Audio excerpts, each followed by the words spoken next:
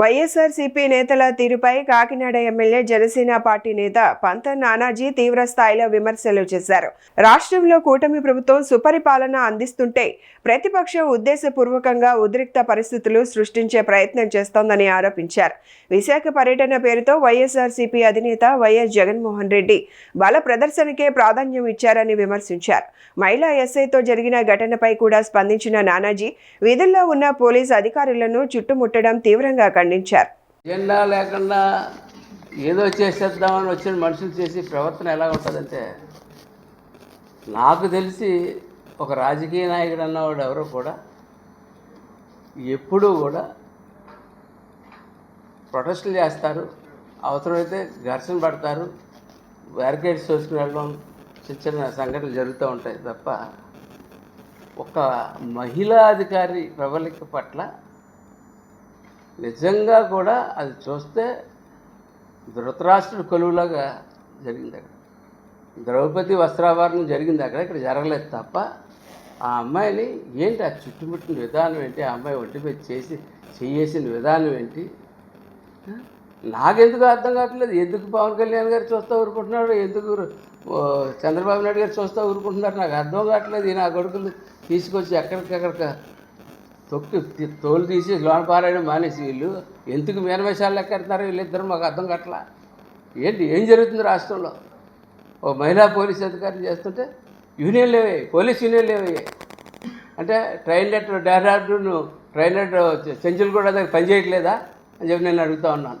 చెంచులు కూడా ట్రైనింగే పెద్ద ట్రైనింగ్ అయిందా? డెహ్రాడూన్ ట్రైనింగ్ ఎందుకు పనికి రాకుండా పోయిందా అని చెప్పి ఒకసారి వ్యవస్థలు పునరాలోచించుకుని పరిస్థితి అయితే ఇవాళ రాష్ట్రంలో కనపడతా ఉంది.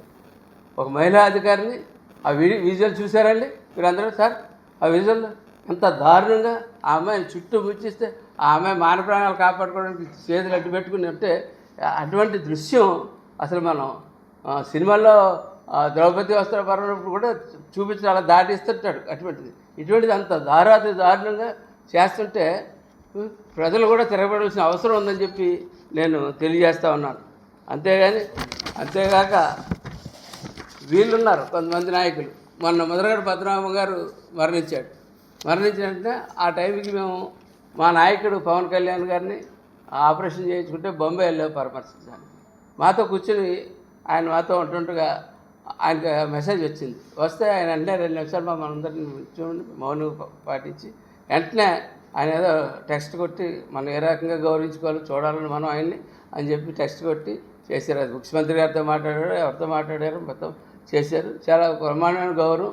అధికార నాశనాలు మా కెల్లంపూడి మండలంలో ప్రతి నాయకుడికి ఎప్పుడూ అధికార నాశనాలతో వెళ్ళాడు.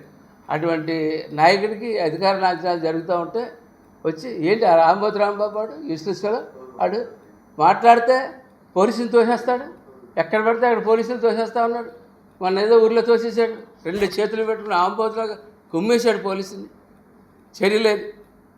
అలాగే మన కెల్లంపూడిలో అధికార రాజ్యాలతోటి ప్రభుత్వ రాజ్యాలతో జరుగుతూ ఉంటే అక్కడికి వచ్చి పోలీసులు నెట్టేసి తోసేసి ఇది చేస్తూ ఉంటే ఏం మెసేజ్ ఇస్తున్నాం మనం?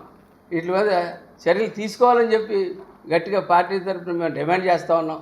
గట్టిగా పార్టీలో ఉంటానే పార్టీ తరఫున డిమాండ్ చేసే పరిస్థితి ఇవాళ ఈ రాష్ట్రంలో వస్తూ ఉంది.